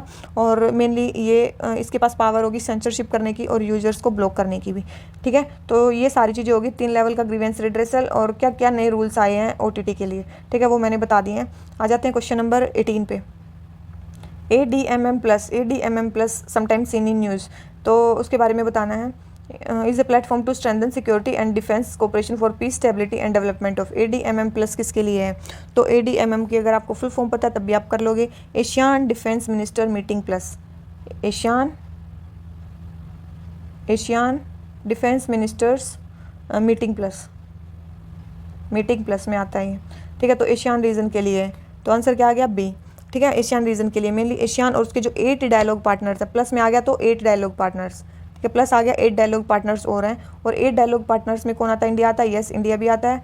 Australia, China, Japan, New Zealand, Korea, तो ये सारे क्या हैं? RCEP के कंट्री। देखो याद रखना ADMM+ क्या है? RCEP plus India, Russia, USA, India, Russia, USA, ये सारी कंट्रीज़ हैं, ठीक है, याद रखना। तो ADMM+ में क्या है? इंडिया, रशिया, USA तीनों कंट्रीज़ हैं, और RCEP वाली कंट्रीज़ जो हैं वो हैं, ठीक है। तो ये सारी चीज़ें आती हैं ASEAN defence plus meeting plus में, ठीक है। और 5 मेनली प्रैक्टिकल कोऑपरेशन एरियाज़ हैं यहाँ पे, जैसे कि मैरीटाइम सिक्योरिटी हो गया, humanitarian assistance, disaster relief, counter terrorism, peace keeping operations, military medicines, ये सारी चीज़ें, ठीक है। और मेनली ये कब अडॉप्ट किया गया था? ADMM+ मतलब डिफेंस मिनिस्टर्स की ये मीटिंग होगी, ऐसा कब बोला गया था कि डिफेंस मिनिस्टर्स की मीटिंग होगी? सेकंड एशियन डिफेंस मीटिंग जो हो रही थी उसमें ये सेटअप किया गया था ADMM+ को, ठीक है। क्योंकि जो सेकंड मीटिंग हो रही थी 2007 में, तब ये किया गया था कि हम 8 डायलॉग पार्टनर्स को भी इसमें इन्वॉल्व कर सकते हैं। तो इसकी जो पहली मीटिंग हुई थी वो कब हुई थी? ADMM+ की पहली मीटिंग कब हुई थी? 2010 में हुई थी। कहाँ पे? हैनोई में, ठीक है। कहाँ पे हुई थी? हैनोई में हुई थी 2010 में, ठीक है। तो ये हो जाता है हमारा किसके बारे में? ADMM+ के बारे में। आ जाते हैं क्वेश्चन नंबर 19 पे। एलोपैथी किससे रिलेटेड है? एलोपैथी में प्लांट से क्या रिलेटेड है? तो याद रखना कौन से हैं? तो जो दूसरे प्लांट्स की ग्रोथ को इनहिबिट करते हैं उसको बोलते हैं एलोपैथी। में जो केमिकल्स रिलीज होते हैं यही बोलते हैं उनको, ठीक है। और ये केमिकल किसी भी पार्ट से निकल सकते हैं, प्लांट के, कोई ज़रूरी नहीं है किसी एक यूज़ से निकलेंगे, ठीक है। आ जाते हैं क्वेश्चन नंबर, देखो इससे पहले क्वेश्चन नंबर 20 करें उससे पहले क्वेश्चन नंबर 16 देखो। क्वेश्चन नंबर जो 16 था उसमें मेरे को एक और चीज़ बतानी थी आपको। बोन चैलेंज है ना, एक बोन चैलेंज था, एक आपको मैंने पहले पढ़ाया था बोन कन्वेंशन। क्या आपको याद है बोन कन्वेंशन क्या था? ठीक है, जिसको बोन कन्वेंशन को UN convention on conservation of migratory species भी बोलते थे, ठीक है। 1979 में जो आया था। फोर्स में कब आया था? 1983 में आया था। और इसके अंदर क्या था? एस्कोबेंस था, जिसमें क्रस्टेशियन को बैन करने वाला था, ठीक है। और ये एस्कोबेंस फोर्स में कब आया था? 2004 में। और क्या इंडिया इसका पार्ट है? इंडिया एस्कोबेंस का पार्ट नहीं है, लेकिन इंडिया बोन कन्वेंशन का पार्ट है, ठीक है। इंडिया इसका पार्ट है, ठीक है। और कब बना था इंडिया इसका पार्ट? 1983 में बन गया था, ठीक है। और याद रखना इंडिया में मैंने और भी बताया था कि 2020 में इंडिया ने 13th कोप को इसके वो किया था, क्या बोलते हैं, हेड किया था, होस्ट किया था, जिसमें गिबी इसका जो था वो मैस्कट था, ठीक है, बताया था। और इंडिया में CMS के साथ इंडिया ने MOU साइन कर रखा है नॉन लीगली बाइंडिंग 4 स्पीसीज़ के लिए। आपको कम से कम 4-5 बार बता चुकी हूँ, ठीक है। एक साइबेरियन क्रेन, रैप्टर्स, ट्यूगोंग, और क्या था एक और फोर्थ कोई था, मैरीन टर्टल्स। इन 4 के लिए इंडिया ने MOU साइन कर रखा है नॉन लीगली बाइंडिंग इसके साथ, ठीक है। तो ये हो जाता है हमारा बोन चैलेंज। आ जाते हैं क्वेश्चन नंबर 20 पे। क्या बोलता है? इंडियन नेशनल इनलैंड वाटरवेज के बारे में बताना है। इंडियाज़ नेशनल इनलैंड वाटरवेज, तो फर्स्ट है national waterway 4, national waterway 5, national waterway 3। तो कौन कौन से वाटरवेज हैं, ठीक है। तो सबसे पहले तो आपको पता ही होना चाहिए कि नेशनल वाटरवे 1, 2, 3, 4, 5 क्या हैं। देख लेते हैं, ठीक है, देख लेते हैं कौन से सही हैं कौन से गलत हैं। तो सबसे पहले है हमारा नेशनल वाटरवे 1, ठीक है। नेशनल वाटरवे 1, नेशनल वाटरवे 1 सबसे पहले क्या करें सारे सेम लिखने के लिए? नेशनल वाटरवे 1, ठीक है। नेशनल वाटरवे 1 कहाँ से कहाँ तक है? प्रयागराज से लेके हल्दिया तक है। कहाँ से लेके? प्रयागराज से हल्दिया तक है ये, ठीक है। और दूसरी चीज़ कितने किलोमीटर का? 1620 किलोमीटर का है। तीसरी चीज़ कौन कौन सी रिवर्स है यहाँ पे? गंगा, भागीरथी और हुगली। ठीक है, ये 3 रिवर्स हैं। कौन कौन सी स्टेट से पार होता है? यूपी, बिहार, वेस्ट बंगाल और झारखंड। ठीक है, इन 4 स्टेट से पास होता है। तो याद रखना ये है हमारा मतलब कहाँ से कहाँ तक है। ठीक है, ये हमारा है मतलब डिस्टेंस, और फिर यहाँ पे आ जाती है रिवर, और यहाँ पे हम लिखेंगे स्टेट्स। ठीक है, और ये है वाटरवेज। फिर आ जाता है हमारा नेशनल वाटरवे 2। नेशनल वाटरवे 2 कहाँ पे है? नेशनल वाटरवे 2 है हमारा कहाँ पे, कहाँ से कहाँ तक है? सादिया से डुबरी तक। सादिया से डुबरी तक है। ठीक है, और मेनली ये कितने किलोमीटर का है? 891 किलोमीटर का है। कहाँ पे है? ब्रह्मपुत्रा रिवर पे है। और कौन सी स्टेट्स में है? असम में है। फिर आ जाते हैं नेशनल वाटरवे 3 पे। नेशनल वाटरवे 3 कहाँ से कहाँ तक है? कोट्टापुरम से कोल्लम तक है। कोट्टापुरम से कहाँ पे है? कोल्लम तक है। और कितने किलोमीटर का है? 205 किलोमीटर का है ये। और कहाँ पे है ये? मतलब कौन सी मतलब कोई इतनी फेमस रिवर नहीं है यहाँ पे। ठीक है, तो ये मेनली कहाँ पे है? ये केरला में है।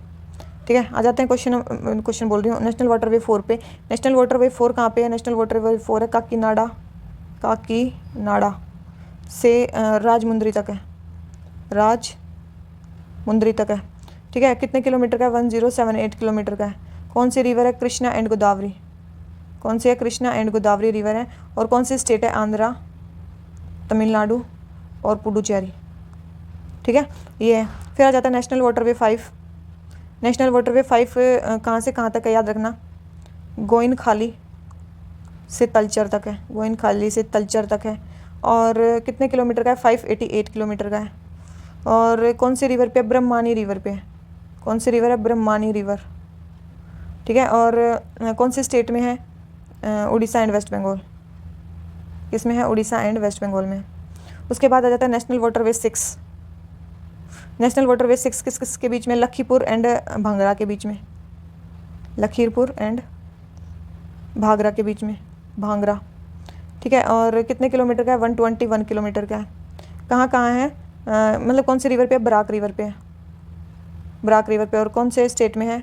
4 स्टेट में है, असम, मिज़ोरम, मणिपुर, त्रिपुरा। मणिपुर, त्रिपुरा। देखो, इसको एक और चीज़ से आप याद रख सकते हो। मान लो ये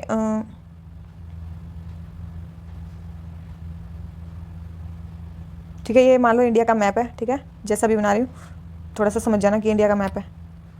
ठीक है, ये मान लो इंडिया का मैप है। ठीक है, यहाँ पे मान लो कि ये बांग्लादेश है। तो ये कैसे जाता है? ठीक है, ये कैसे जाता है? तो देखना, ये ऐसे जाएगा। सबसे पहला है यहाँ पे। ठीक है, पहला है यहाँ पे। उसके बाद आता है यहाँ पे असम में। उसके बाद जाता है केरल में। उसके बाद जाता है आंध्रा में। उसके बाद जाता है उड़ीसा में। उसके बाद उड़ीसा एंड वेस्ट बंगाल के बाद कहाँ चला जाता है ये? उड़ीसा एंड वेस्ट बंगाल के बाद जाता है ये डायरेक्ट यहाँ पे। ठीक है, लखीमपुर में। ठीक है, तो आपको ये सारे याद हो जानी चाहिए। सबसे पहले है नेशनल वाटरवे 1। उसके बाद है यहाँ पे national waterway 2, national waterway 3, national waterway 4, national waterway 5 और नेशनल वाटरवे 6। ऐसे जेड आप इसका बना सकते हो और उसके बाद ऊपर जा सकते हो। ठीक है, इससे आपको याद रहेंगे कि 1 2 3 4 5 का है। 1 2 3 4 5 6। ठीक है, और ये तो आपने देख ही लिया कि कौन कौन से हैं। सबसे पहले है कौन सा? नेशनल वाटरवे 1 प्रयागराज से हल्दिया तक 1620 किलोमीटर का है। और कौन कौन सी रिवर है और कहाँ कहाँ पे है? वाटरवे 2 देख लिया, कहाँ कहाँ पे है? 3 देख लिया, 4 देख लिया, 5 देख लिया, 6 देख लिया। अब देखो क्वेश्चन, देखो इधर साइड में ही देख लेते हैं क्वेश्चन क्या क्या बोल रहा है। सबसे बोल रहा है नेशनल वाटरवे जो 4 है वो काकीनाडा और पुडुचेरी के बीच में है। सबसे नेशनल वाटरवे 4 काकीनाडा और पुडुचेरी के बीच में है। और ये शॉर्टेस्ट इनलैंड वाटरवे है। तो ये 1078 किलोमीटर का है। क्या शॉर्टेस्ट है? शॉर्टेस्ट तो ये है 121 किलोमीटर का। नेशनल वाटरवे 6 तो नहीं, ये तो नहीं है, शॉर्टेस्ट तो नहीं है। तो फर्स्ट स्टेटमेंट होगी रॉन्ग। सेकंड है नेशनल वाटरवे 5। नेशनल वाटरवे 5 देखो ये रहा, connects Lakhimpur and Bhanga. National waterway 5 पहली बार तो लखीमपुर और भांगा को कनेक्ट ही नहीं करता। किसको करता है ये करता है किसको? गोइनखाली और तलचर को। ठीक है, तो पहले ही स्टेटमेंट यही रॉन्ग हो गई। और किस पे है? बराक रिवर पे, नहीं ब्रह्मानी रिवर पे है। किस पे है? ब्रह्मानी रिवर पे। और ये मेन बात किसके बारे में लिख रखी है? नेशनल वाटरवे 6 के बारे में। सेकंड स्टेटमेंट भी रॉन्ग होगी। थर्ड देख लो, नेशनल वाटरवे 3 कहाँ पे था? थर्ड था ये कोट्टापुरम से कोल्लम में। Is only waterway of India that serve 5 state. केवल एक ही स्टेट में, 5 स्टेट में तो कोई भी नहीं है। ठीक है, कोई भी वाटरवे नहीं है। ठीक है, तो सबसे ज़्यादा वाला कौन सा है? ये 4 स्टेट्स वाला नेशनल वाटरवे 1। तो कौन सी स्टेटमेंट सही नहीं है? तो सारी ही सही नहीं है। तो आंसर क्या आ गया? डी। ठीक है, तो इसका आप स्क्रीनशॉट ले लेना। अब मैं इसको रब कर रही हूँ। ठीक है, आ जाते हैं क्वेश्चन नंबर 21 पे। बायो रोक टेक्नोलॉजी करंट अफेयर्स में हमारा हो चुका है। ठीक है, बायो रोक टेक्नोलॉजी के बारे में बताना है।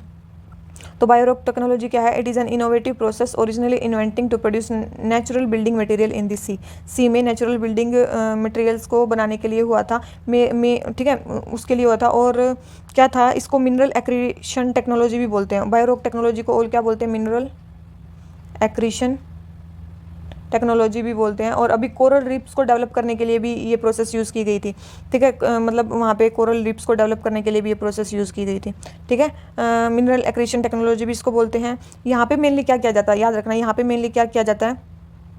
मिनरल्स का इलेक्ट्रो एकमुलेशन किया जाता है। देखो मतलब क्या, सबसे पहले किसी भी सी बेड पे क्या किया जाता है ना, किसी भी सी बेड पे एक वो प्लेट रख दी जाती है और उसमें फिर इलेक्ट्रिक करंट पास किया जाता है और फिर इलेक्ट्रॉन्स एकमुलेशन होता है वहाँ पे, ठीक है। मिनरल्स का इलेक्ट्रो एकमुलेशन होता है, ठीक है, जो सी वाटर में डिजोल्व होते हैं, ठीक है। और बस यही है। और फिर जो प्लेट्स हैं उसको किसी पावर सोर्स से जोड़ दिया जाता है और मेनली सोलर पैनल फ्लोट करते हैं, मेनली सोलर पैनल से ही जोड़ा जाता है, ठीक है, इसको, ठीक है। तो ये हो गया हमारा क्वेश्चन नंबर 21। आ जाते हैं क्वेश्चन नंबर 22 पे।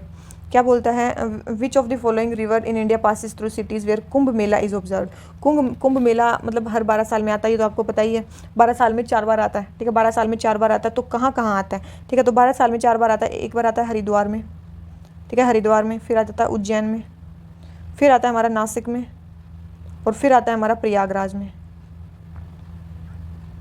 तो ये 12 साल में यहाँ 4 बार आता है। तो जो हरिद्वार है वहाँ से गंगा रिवर होती है, उज्जैन से शिप्रा रिवर है, और नासिक से गोदावरी है, और प्रयागराज से भी गंगा है, गंगा जमुना सरस्वती, ठीक है। तो ये 3 रिवर हैं। तो कौन कौन सी रिवर से कुंभ मेला होता है? गंगा से होता है, गोदावरी से हो रहा है, कावेरी से होता है नहीं, शिप्रा से भी होता है। तो 1, 2 एंड 4 आ गए, 3 नहीं है, ठीक है, याद रखना। तो कुंभ मेला 4 रिवर पे होता है और शहर के नाम भी आपको बता दिए हैं, कौन सी रिवर से वो होता है वो भी बता दिया। आ जाते हैं क्वेश्चन नंबर 23 पे। Which of the following factor increases species susceptibility to extinction. कौन सी स्पीसीज की ससेप्टिबिलिटी को इंक्रीज कर देगा कि वो एक्सटिंक्ट हो जाती हैं? फर्स्ट है species belonging to low trophic level. Low trophic level से रिलेटेड जो स्पीसीज हैं वो जल्दी हो जाती है, तो नहीं। हाई ट्रॉपिकल लेवल से स्पीसीज जो ज़्यादा रिलेटेड होती हैं वो जल्दी एक्सटिंक्ट होती हैं। क्यों ऐसा होता है? क्योंकि उनके पास लिमिटेड सोर्स होते हैं खाने के, ठीक है। तो मेनली लो ट्रॉपिकल वाली स्पीसीज जो होती हैं वो तो खुद ही मतलब प्रोड्यूसर होती हैं, खुद ही प्रोड्यूसर होते हैं, वो मतलब कम वो होती हैं, ठीक है। उनमें सबसे, क्योंकि एक हाई ट्रॉपिकल लेवल पे क्या होता है, बहुत ही कम एनर्जी भी जाती है, मतलब एनर्जी का ट्रांसफर बहुत कम होता है, और लो ट्रॉपिकल लेवल पे सबसे ज़्यादा एनर्जी रहती है। सेकंड है species that rely on few prey species, बिल्कुल वो भी एक्सटिंक्ट होने के उस पर रहती हैं। थर्ड है reliance on homogeneous energy channel, बिल्कुल जो एक ही एनर्जी चैनल पे रहती हैं वो भी खत्म होने की कगार पे हैं। तो सेकेंड एंड थर्ड है, 1 नहीं है, ठीक है। आ जाते हैं क्वेश्चन नंबर 24 पे। कौन कौन सी रिवर के बारे में वो बता रखा है? तो देखो रेक्टेंगुलर किसका है? तो याद रखना रेक्टेंगुलर विंध्यास का है। ट्रेलिस किसका है? ट्रेलिस ड्रेनेज छोटा नागपुर प्लेटू का है। रेडियल किसका है? अमरकंटक का है। और डेंड्रियाटिक किसका? इंडो गैंगेटिक का है। तो 2 एंड 3 सही हैं और 1 एंड 4 रॉन्ग है, तो ये आपस में इंटरचेंज कर रखे हैं, ठीक है। तो हमारा जो ये हो गया इसके बारे में ड्रेनेज पैटर्न और रीजन के बारे में हमारा हो जाता है ये, ठीक है। आ जाते हैं क्वेश्चन नंबर 25 पे। TEEB इनिशिएटिव के बारे में बताना है, ठीक है। TEEB इनिशिएटिव सबसे पहले it highlights the economic consequences of loss of biodiversity, बिल्कुल। Second it has been developed by India and France as a party. India and France, तो याद रखना इंडिया एंड फ्रांस ने नहीं किया, इंडिया एंड जर्मनी ने किया है। इंडिया एंड जर्मनी ने एज ए इनिशिएटिव शुरू किया पेरिस क्लाइमेट चेंज कमिटमेंट में। तो सेकंड स्टेटमेंट होगी रॉन्ग। इंडिया एंड फ्रांस ने क्या मिलकर शुरू किया? इंडिया एंड फ्रांस ने शुरू किया है international solar alliance, international solar alliance, वो भी पेरिस में ही की थी। ये भी पेरिस में किया है TEEB इंडिया इनिशिएटिव। ये कहाँ पे किसने मिलके? इंडिया एंड जर्मनी ने, ठीक है। The economic of ecosystem and biodiversity, इसकी फुल फॉर्म क्या है? The economics of ecosystem and biodiversity, ठीक है, लिख लेना इसको। और मेनली ग्लोबल इनिशिएटिव है जिसमें नेचर को नेचर की जो वैल्यू है उसको विजिबल बनाने के लिए ये, ठीक है। और पता ही आपको TEEB के हेडक्वार्टर्स कहाँ पे हैं? TEB जो इंडिया नहीं, नॉर्मल TEB के हेडक्वार्टर्स कहाँ पे हैं? वो है जेनेवा, स्विट्जरलैंड में, जेनेवा में। और कौन इसको होस्ट करता है? UNEP, ठीक है। आ जाते हैं क्वेश्चन नंबर 26 पे। तो फर्स्ट हो गया इसका सही। आ जाते हैं क्वेश्चन नंबर 26 पे। वेव्स प्रोग्राम के बारे में बताना है, ठीक है। वेव्स प्रोग्राम, वेव्स की फुल फॉर्म क्या होती है? Wealth accounting and valuation of ecosystem services, wealth accounting and valuation of economic services, ठीक है। तो ये है वेव्स प्रोग्राम के बारे में, किसका है, सबसे पहली बात वर्ल्ड बैंक का है, ठीक है, याद रखना इसको, वर्ल्ड बैंक का प्रोग्राम है, ठीक है, ग्लोबल पार्टनरशिप है, मेनली किसके लिए, सस्टेनेबल डेवलपमेंट को प्रमोट करने के लिए, ठीक है।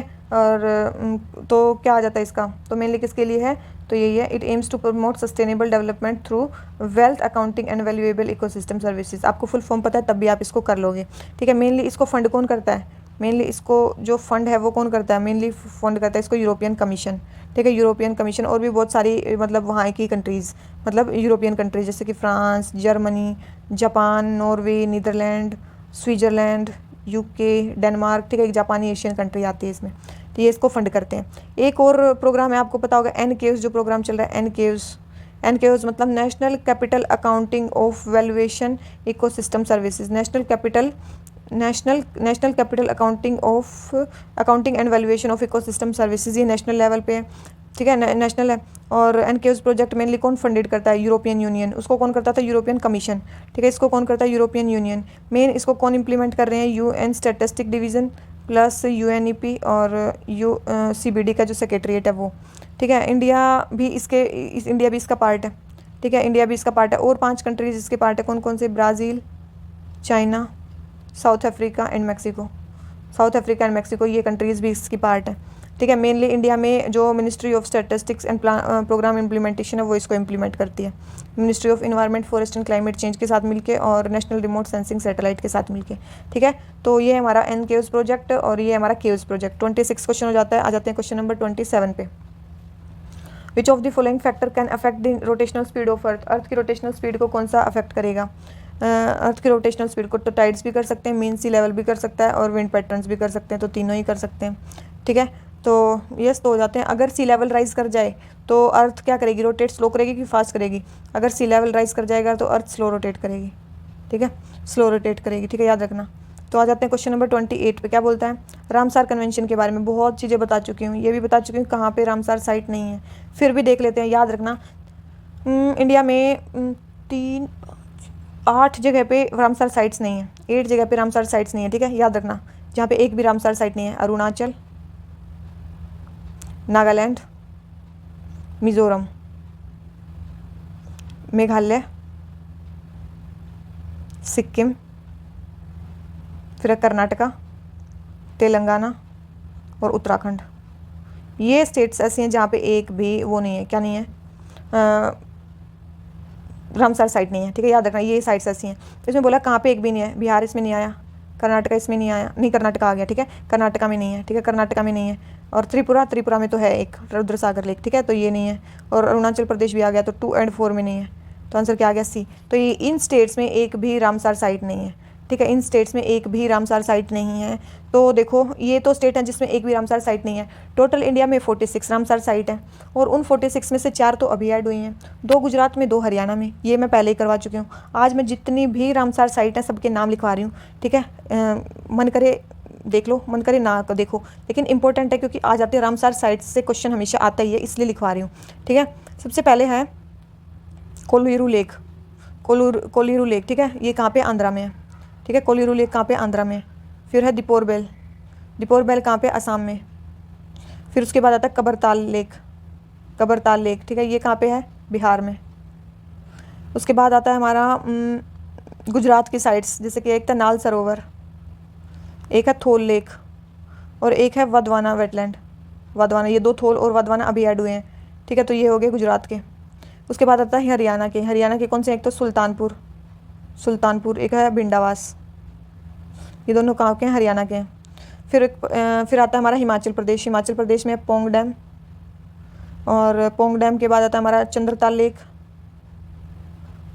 लेक, और उसके बाद आता है हमारा रेणुका वेटलैंड, ये 3 कहाँ पे हैं, हमारे हिमाचल में है, ठीक है, ये हिमाचल प्रदेश के हैं।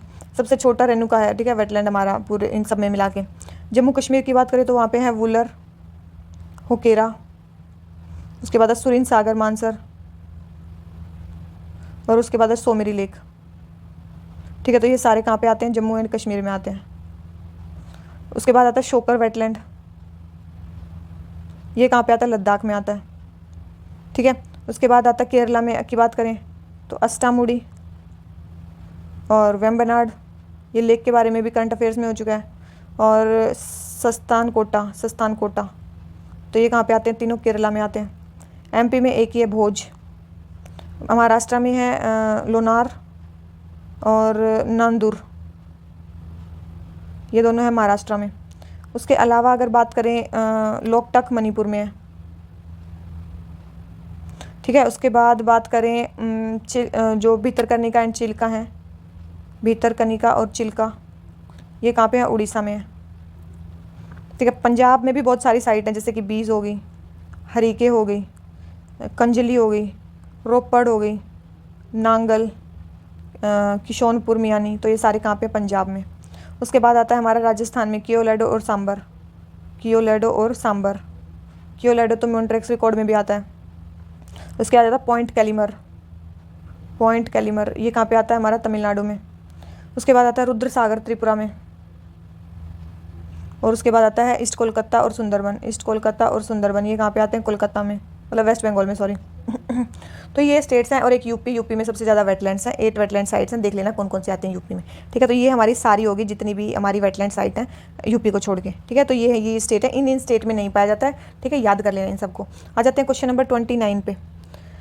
बायोलॉजिकल ऑक्सीजन डिमांड के बारे में बताना है। क्या है? Biological oxygen demand measure the amount of oxygen required by micro organism for decomposition of bio degradable matter under aerobic condition. बिल्कुल। Chemical oxygen demand measure both biodegradable and non biodegradable pollutant present in waste water, ये भी सही है। तो answer क्या आ गया हमारा? सी। आ जाते हैं क्वेश्चन नंबर 30 पे। ओली जेपर एंड ओलीवोरस एस टेक्नोलॉजीज के बारे में बताना है। बोथ जो है बायोरेमिडिशन की टेक्नोलॉजी हैं और जो बायोलॉजिकल ऑर्गेनिजम्स को यूज़ करती हैं टॉक्सिक पोल्यूटेंट्स को कम करने के लिए। बिल्कुल। Both are in situ technologies which do not require transferring large quantity of contaminated waste from site, तो ये भी सही है। दोनों ही इन सिटू टेक्नोलॉजी हैं और दोनों को नहीं चाहिए लार्ज क्वांटिटी में, मतलब कंटामिनेटेड वेस्ट साइट से जाए, मतलब इन सिटू ही कर देती हैं। तो आंसर क्या आ गया? सी, ठीक है। याद रखना ऑयल जेपर एंड ओलियोवोरस एस टेक्नोलॉजी। आ जाते हैं क्वेश्चन नंबर 31 पे। सिंधी साहिवाल, देखो साहिवाल के बारे में तो आपने सुना होगा अगर आप राजस्थान हरियाणा पंजाब से हो तो, ठीक है। गिर, सिंधी, साहिवाल, तो ये क्या है? काऊ की वेराइटीज़ है, ठीक है। तो ये क्या है? कैटल की वेराइटीज़ है, तो आंसर आ गया ए, ठीक है। काऊ क्या है? कैटल है, ठीक है, याद रखना, ब्रीड्स ऑफ इंडियन कैटल। आ जाते हैं क्वेश्चन नंबर 32 पे। क्या बोलता है? Lake effect snow, lake effect snow के बारे में बताना है। फर्स्ट है it is snowfall caused by cold air mass moving over relatively warm lake waters. बिल्कुल, ये स्नोफॉल है जो कि रिलेटिवली जो वार्म लेक वाटर है वहाँ पे होता है। सेकंड है it is commonly observe in Great Lakes region of North America. Yes, वहाँ पे ये मेनली पाया जाता है, तो आंसर क्या आ गया? सी, ठीक है। आंसर क्या आ गया हमारा? सी। अब जाते हैं क्वेश्चन नंबर 34 पे। क्या बोलता है? संसद आदर्श ग्राम योजना, संसद आदर्श ग्राम योजना के बारे में बताना है। सबसे पहले है MPs can select any gram panchayat of their constituency to be developed as Adarsh Gram. कोई भी ग्राम पंचायत चूज कर सकते हैं, लेकिन अपने गांव को छोड़ के और अपने स्पाउस के गांव को छोड़ के, ठीक है। अपने गांव को छोड़ के, अपने को छोड़ के, except his own village, his या हर ओन विलेज, और अपने स्पाउस के गांव को छोड़ के। सेकंड है scheme will be funded from consolidated fund of India. ये जो स्कीम है ये कहाँ से फंड होगी? कंसोलिडेटेड फंड ऑफ इंडिया से। कोई इसके लिए स्पेशल फंड्स नहीं आएंगे, मेनली मनरेगा हो गया, MP लैड हो गया, ग्राम पंचायत रेवेन्यू हो गया, मेनली सारे फंड्स वहाँ से आएंगे। कोई इसके लिए नया फंड नहीं क्रिएट किया जाएगा। और थर्ड है मिनिस्ट्री ऑफ पंचायती राज, इसको कोऑर्डिनेट नोडल एजेंसी नहीं, इसकी जो नोडल एजेंसी है वो है ministry of rural development, ministry of rural development इसकी नोडल एजेंसी है।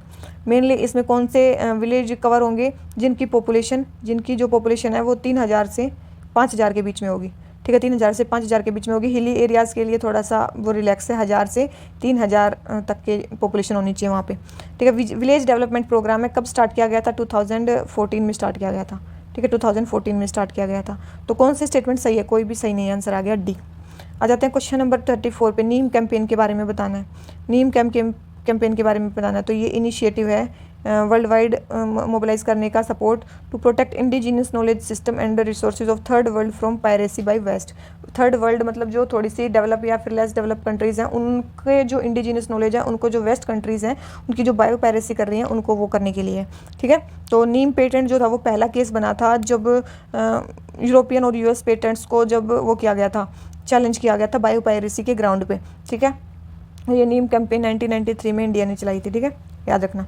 आ जाते हैं क्वेश्चन नंबर 35 पे। क्या बोलता है कि किस क्या है, मतलब तो अंडरवेट किसको बोलते हैं, लो वेट टू एज को बोलते हैं। स्टंटिंग किसको बोलते हैं, लो हाइट फॉर एज को बोलते हैं। और वेस्टिंग किसको बोलते हैं, लो वेट फॉर हाइट को बोलते हैं। याद रखना ये, ठीक है, वेरी वेरी वेरी इंपॉर्टेंट है। मेनली ग्लोबल हंगर इंडेक्स में इसको यूज़ किया जाता है, लेकिन पता नहीं किसी को क्या होते हैं, ठीक है। तो ये होता है, तो थर्ड ही ओनली सही है, इसमें फर्स्ट एंड सेकेंड आपस में इंटरचेंज कर रखे हैं। आ जाते हैं क्वेश्चन नंबर 36 पे।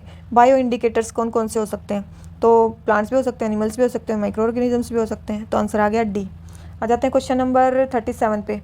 सबसे पहले स्टॉकहोम कन्वेंशन किसके लिए है, aims to protect human health and environment from POP, बताया था, तो स्टॉकहोम कन्वेंशन उसी के लिए है, ठीक है। आ जाते हैं सेकंड पे, बेसल। बेसल में क्या था, हमें कंट्रोल करना था रेडियो एक्टिव वेस्ट को, ट्रांसबाउंड्री मूवमेंट को, लेकिन बैन नहीं करना था। क्या करना था, हमें कंट्रोल करना था, ठीक है। तो ये सेकंड हो गया रॉन्ग। सेकंड रॉन्ग होते हैं, हमारी स्टेटमेंट आगे सही की। रोटरडैम के लिए भी ये सही दे रखी है, it aims to promote shared responsibility in relation to importance of hazardous material. सबके बारे में बता रखा है। ये 1992 में फोर्स में आ गया था ये, और ये दोनों 2004 में आए हैं फोर्स में, ठीक है। आ जाते हैं क्वेश्चन नंबर 3 है इसका आंसर। आ जाते हैं 38 पे। कौन सा जो है वाइल्ड लाइफ को प्रोटेक्ट करने के लिए, कौन सा जो है वाइल्ड लाइफ को प्रोटेक्ट करने के लिए, तो वाइल्ड लाइफ को तो एनटीसीए भी है, जू अथॉरिटी भी है, वाइल्ड लाइफ भी है, ये भी है, ये भी है, सारे ही हैं। तो आंसर क्या आ गया, ये, ठीक है। नहीं, याद रखो, ये जो फिफ्थ वाला है नेशनल बायोडाइवर्सिटी अथॉरिटी, ये बायोडाइवर्सिटी को प्रोटेक्ट करने के लिए, वाइल्ड लाइफ को प्रोटेक्ट करने के लिए नहीं है, ठीक है। वाइल्ड लाइफ को प्रोटेक्ट करने के लिए नहीं है ये, ठीक है। तो फिफ्थ हो गया कट। एनटीसीए किसके अंडर बनती है, मैंने बताया था, वाइल्ड लाइफ प्रोटेक्शन एक्ट के अंडर, ठीक है। Central zoo authority wild life protection act के अंडर, और national board of wild life protection act के under, state board of wild life protection act के अंदर, और wild life crime control bureau, ये भी वाइल्ड लाइफ प्रोटेक्शन एक्ट के अंदर। नेशनल बायोडाइवर्सिटी अथॉरिटी, ये जो बायोडाइवर्सिटी एक्ट है 2002 वाला, उसके अंडर बनती है ये, ठीक है। आ जाते हैं क्वेश्चन नंबर 39 पे। TX2 एक ग्लोबल कमिटमेंट है डबल करने की टाइगर्स के 2022 तक, तो बताना है। फर्स्ट है, this has been set by convention of CITES, ये जो है साइट्स के कन्वेंशन के थ्रू है, नहीं ये साइट्स के कन्वेंशन के नहीं, ये WWF का वो है, ठीक है।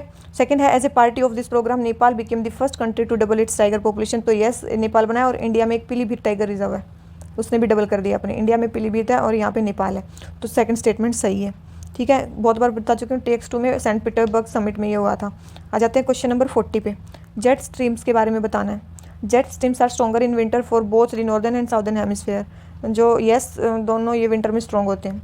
Second, speed of jet stream gradually increases from its centre core towards boundary, याद रखना सेंटर में मैक्सिमम होती है, सेंटर में मैक्सिमम स्पीड होती है इसकी, बाहर कम होती जाती है, तो सेंटर में मैक्सिमम, तो ये स्टेटमेंट रॉन्ग हो गई। और थर्ड है, jet streams move along with apparent latitude movement of sun, याद रखना ये भी स्टेटमेंट सही है, ठीक है। तो आंसर आ गया सी की, जो जेट स्ट्रीम है वो अपेरेंट लैटिट्यूडल मूवमेंट ऑफ सन के साथ मूव करती हैं। आ जाते हैं क्वेश्चन नंबर 41 पे, 41 पे, ठीक है। Data free flow with trust, ये कहाँ पे आपको सुनने को मिलता है, तो डेटा फ्री फ्लो ट्रस्ट क्या है, Osaka declaration. Data free flow of trust क्या है, ओसाका डिक्लेरेशन, याद रखना, ठीक है। ओसाका डिक्लेरेशन के लिए ये मेनली डिजिटल इकोनॉमी के लिए। फिर दे रखा ब्राज़ील डिक्लेरेशन, ये किसके लिए, UN ह्यूमन राइट कमीशन के लिए, ठीक है। स्टेटलेसनेस 2020 तक, हमें 2022 तक खत्म करनी है। मॉन्ट्रियल किसके लिए है, डिक्लेरेशन, मॉन्ट्रियल, देखो ये डिक्लेरेशन है, याद रखना ये क्या डिक्लेरेशन है, ये किसके लिए, आर्टिफिशियल इंटेलिजेंस के लिए है। स्टॉकहोम डिक्लेरेशन किसके लिए है, ह्यूमन इन्वायरमेंट के लिए, 1972 में जो आया था, ठीक है। ये ह्यूमन इन्वायरमेंट के लिए है। एक और डिक्लेरेशन आज हुआ था, कार्टेजिना डिक्लेरेशन। कार्टेजिना डिक्लेरेशन बताना किसके लिए है, आज ही बताया है अभी चैप्टर में, कार्टेजिना डिक्लेरेशन किसके लिए था, ठीक है। मॉन्ट्रियल हो गया आर्टिफिशियल इंटेलिजेंस के लिए, ब्राज़ील हो गया UNHCR के लिए, ओसाका हो गया डिजिटल के डेटा फ्लो के लिए। ये डिक्लेरेशन है, कन्वेंशन नहीं है, याद रखना, ठीक है। बहुत इंपॉर्टेंट क्वेश्चन है। आ जाते हैं क्वेश्चन नंबर 42 पे। पेंगोंग सो लेक बहुत बार हो चुका है, ठीक है। पेंगोंग सो लेक बहुत बार हो चुका है। फर्स्ट है, it is part of Indus river basin, नहीं इंडस रिवर बेसिन का पार्ट नहीं है ये। सेकंड है, it is narrow deep indoor lake situated in Ladakh Himalayas, तो यस वहाँ पे है ये। सेकंड है, डज नॉट फ्रिज, नहीं ये तो फ्रिज करता है, और वहाँ पे आइस स्केटिंग भी होती है, फ्रिज तो करता है ये, तो यस फ्रिज करता है, तो थर्ड स्टेटमेंट रॉन्ग, सेकंड सही है, तो फर्स्ट भी रॉन्ग है।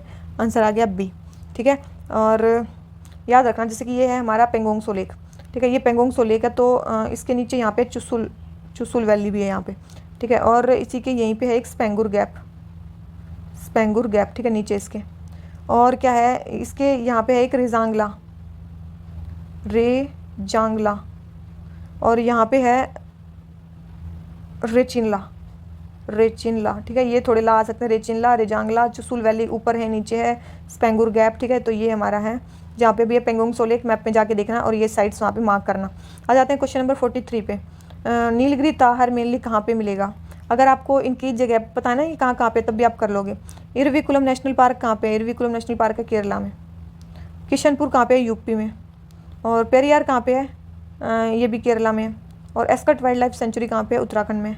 तो देखो नीलगिरी कहाँ पे है? नीलगिरी माउंटेन्स ही साउथ इंडिया में। तो यूपी पहली बात तो साउदर्न इंडिया में ही नहीं है, उत्तराखंड साउदर्न इंडिया में ही नहीं है। तो फर्स्ट एंड 3 बच गए, तो आंसर आ गया बी। ठीक है, कुछ भी नहीं करना आपको, बस आपको इनके नेशनल पार्क्स के नाम याद होने चाहिए। आ जाते हैं क्वेश्चन नंबर 44 पे। मालाबार कैविट के बारे में बताना है। सबसे पहले देखो मालाबार मतलब केरला के पास का कोस्ट। अगर उसका मालाबार कैविट नाम है, इसका मतलब वो मेनली वहीं पे पाया जाता है, वहीं का एंडेमिक है। तो फर्स्ट स्टेटमेंट दे रखी है it is endemic to north east region, नहीं कहाँ का? वेस्टर्न घाट्स का एंडेमिक है। तो फर्स्ट स्टेटमेंट रॉन्ग, आंसर आ गया हमारा बी। ठीक है, ये क्या है? क्रिटिकली इंडेंजर्ड है और डायर्नल बिहेवियर भी ये शो करता है। ठीक है, डायर्नल बिहेवियर भी ये शो करता है, नॉक्टर्नल है ये। ठीक है, तो नहीं डायर्नल बिहेवियर ये शो नहीं करता। ठीक है, डायर्नल बिहेवियर भी ये शो नहीं करता, ये क्या? नॉक्टर्नल है, याद रखना। ठीक है, याद रखना, वेरी वेरी वेरी इंपॉर्टेंट, क्या बोले जा रही हूँ मैं। ठीक है, नॉक्टर्नल है ये, डायर्नल नहीं है। ठीक है, 44 हो जाते हैं। आ जाते हैं क्वेश्चन नंबर 45 पे। CPCB बहुत सब चीज़ें बता चुकी हूँ। स्टैट्यूटरी बॉडी है, यस। क्या इन्वायरमेंटल प्रोटेक्शन एक्ट के अंडर बनती है? नहीं, वाटर एक्ट के अंडर बनती है, वाटर एक्ट के अंडर बनती है। Second, it advises central government on any matter concerning the improvement of quality of air. अभी बताया बेसिक वाटर एक्ट के अंडर बनती है, लेकिन इसको एयर एक्ट के अंडर भी जुरिडिक्शन है, तो एयर से रिलेटेड भी ये गवर्नमेंट को वो कर सकती है। ठीक है, तो ये स्टेटमेंट सही है, तो आंसर आ गया बी। आ जाते हैं क्वेश्चन नंबर 46 पे। हॉट स्पॉट्स बताने हैं बायोडाइवर्सिटी के। फर्स्ट है it provide an ideal habitat for animal that require hard substrate to attach and grow. Hot spots ये हो सकता है। सेकंड है it provides a substantial constant supply of planktonic food और it provide for localized upwelling. Mainly nutrients ज़्यादा होने चाहिए, तभी ग्रो वो स्पीसीज वहाँ पे हॉटस्पॉट बन पाएगा। तो आंसर आ गया डी। आ जाता है क्वेश्चन नंबर 47 पे। ब्लू कार्बन इनिशिएटिव के बारे में बताना है। फर्स्ट है it is an initiative of international maritime organisation. ये इंटरनेशनल मैरीटाइम ऑर्गेनाइजेशन का इनिशिएटिव है। ठीक है, तो ये इंटरनेशनल मैरीटाइम ऑर्गेनाइजेशन का इनिशिएटिव नहीं है। इसमें मेनली ऑर्गेनाइजेशन आती हैं, मेनली IUCN, एक आती है यूनेस्को का भी कौन सा? IOC, इंटर गवर्नमेंटल ओशियानोग्राफिक कमीशन, और एक है कंजर्वेशन इंटरनेशनल। ये आती हैं 3 साइट्स, मेनली इसको कोऑर्डिनेट करती हैं। Mainly government, research institution, NGOs वगैरह को एक साथ लेके आता है। ठीक है, ठीक है, तो ये फर्स्ट स्टेटमेंट होगी रॉन्ग। सेकंड है it aims to mitigate climate change through restoration and substantial use of coastal and marine ecosystem, ये सही है। तो आंसर क्या आ गया इसका बी। ठीक है, मेनली ये तो पता ही आपको चल गया। और ब्लू कार्बन मतलब क्या होता है? कार्बन जो कोस्टल और मैरीन इकोसिस्टम में स्टोर होता है उसको बोलते हैं। ठीक है, तो आ जाते हैं क्वेश्चन नंबर 48 पे। रामसार कन्वेंशन के बारे में बताना है। किस किस को रामसार साइट का वो दर्जा दिया जाता है? इंग्लैंड को भी और ह्यूमन को भी, और ये सारे ही आते हैं, तो आ गया डी। आ जाते हैं क्वेश्चन नंबर 49 पे। फोटोसिंथेटिक प्रोसेस में कौन सा भाग लेता है? सबसे पहले स्टेम बहुत ही मिनिमल अमाउंट में लेता है, लेकिन लेता है। लीव्स, यस, लीव्स का तो लेती ही है। ठीक है, लीव्स तो लेती है, और रूट्स भी कई प्लांट्स में लेती हैं। ठीक है, मतलब ये नहीं सब में लेती हैं, लेकिन हाँ प्लांट्स में ये लेती हैं, रूट्स भी। ठीक है, एपीफाइट्स में मान लो, एपीफाइट्स जो होते हैं उसमें मेनली रूट्स भी हेल्प करती हैं फोटोसिंथेसिस में, तो तीनों ही सही हैं। आ जाते हैं क्वेश्चन नंबर 50 पे। यूनिवर्स इज एक्सपेंडिंग का मतलब क्या है? साइज, प्लैनेट्स का साइज बढ़ रहा है, गैलेक्सी का साइज बढ़ रहा है, या स्पेस बिटवीन गैलेक्सीज बढ़ रहा है? स्पेस बिटवीन गैलेक्सीज बढ़ रहा है, तो आंसर क्या आ जाता है? सी। ठीक है, तो मतलब यूनिवर्स एक्सपेंड मतलब जो हमारा जो स्पेस है गैलेक्सीज के बीच में वो बढ़ रहा है ना, गैलेक्सी का साइज बढ़ रहा है ना, प्लेनेट का साइज बढ़ रहा है। तो देखिए आज के हमारे 50 क्वेश्चन कंप्लीट हो जाते हैं, और हमारे टोटल 350 क्वेश्चन कंप्लीट हो गए हैं। और 350 कंप्लीट होने के बाद केवल हमारा एक लेक्चर बचता है 50 क्वेश्चन का। इसके बाद हम बजट और इकोनॉमिक सर्वे का लेक्चर लेके आएंगे। तो इसी तरह हमारे लेक्चर से बने रहिए। अगर आपको थोड़ा सा भी पसंद आया तो प्लीज़ वीडियो को लाइक कर दो, और प्लीज़ ज़्यादा से ज़्यादा सब्सक्राइब करो, क्योंकि बहुत सारे बच्चे तो सब्सक्राइब करना ही भूल जाते हैं। ठीक है, तो चलिए आज का लेक्चर खत्म करते हैं। Thank you very much, bye bye.